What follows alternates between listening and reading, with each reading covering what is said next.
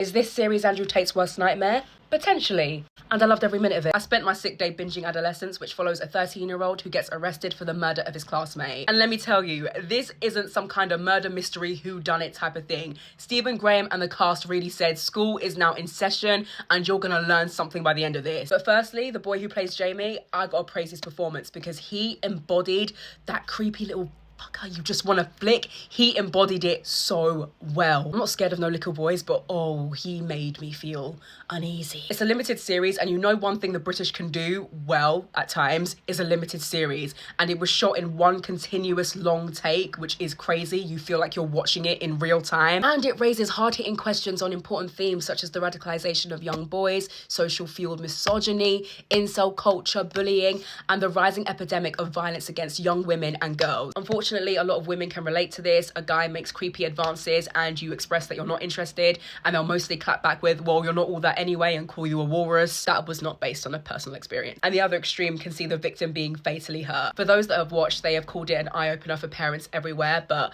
I believe that this is a series that needs to be played in schools nationwide. Episode 3, not going to spoil it too much, but that scene between Jamie and his therapist, beautiful piece of television. The way she's trying to get him to open up about relationships and masculinity, and how quickly he switches when it comes to talking about how he sees women. And I'm sorry, one kid goes nuts every time he sees Steve McDonald. Probably one of the wildest lines I've ever heard. Like, not the taxi man catching a stray.